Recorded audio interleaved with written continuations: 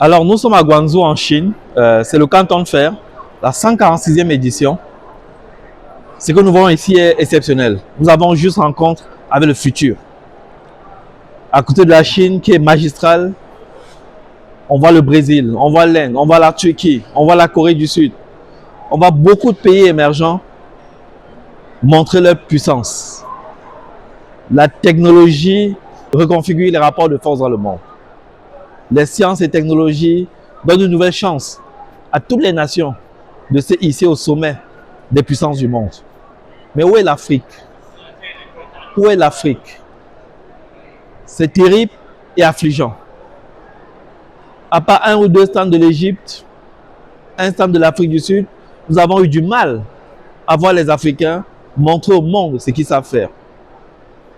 Nous sommes donc à la périphérie du monde.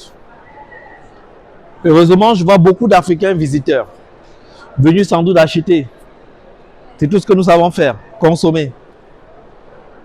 Mais j'espère qu'ils sont aussi spectateurs de cette nouvelle réalité du monde, qu'ils sont spectateurs de cette nation qui s'éveille, qui se réveille, et qui vont pouvoir témoigner.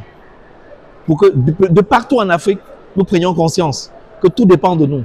Tout est possible, mais sur la base des sciences et technologies. Il n'y a pas de miracle. Il n'y a pas de messie qui sauve les gens. Les peuples qui se développent s'en remettent aux sciences et technologies. Par une éducation orientée skills, orientée pratique, orientée savoir-faire. Et ils arrivent à construire un écosystème pour leur bonheur collectif. Il faut que nous prenions conscience de cette réalité-là en Afrique. Le problème central en Afrique, c'est que nous avons beaucoup d'esclaves heureux. Beaucoup de personnes qui s'enivrent dans des distractions, dans des prières, dans des choses abstraites et qui sont coupées de la réalité, qui s'accommodent de leur misère sous le prétexte de la résilience.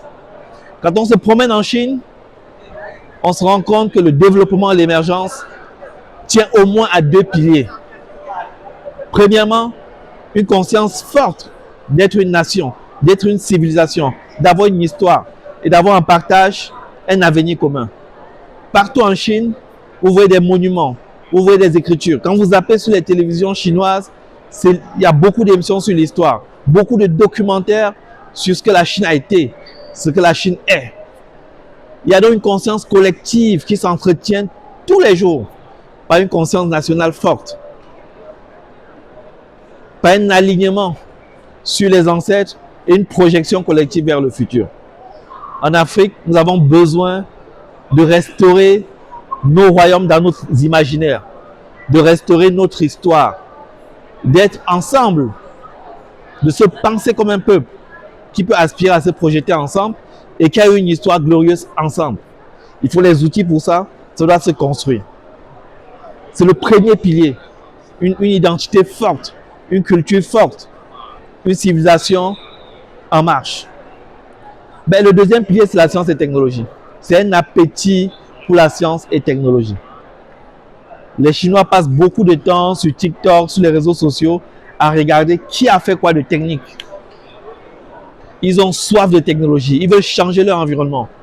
Ils essayent chacun à son niveau d'innover. La science, la technologie est valorisée, glorifiée. Dans l'échelle des valeurs, ce qui compte, c'est ce que les gens ont produit, c'est ce que les gens ont créé. Nous devons rentrer dans cette façon de voir le monde, de structurer les valeurs, en mettant au centre de notre démarche cognitive la puissance de la science et technologie. C'est un shift important que nous devons opérer si nous voulons aspirer au développement.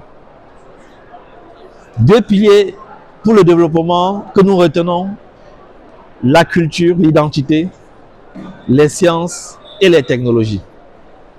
Tout dépend de nous. C'est peut-être le temps de l'Afrique, à condition que nous le sachions bien. Travailler, c'est prier 3 fois. Merci.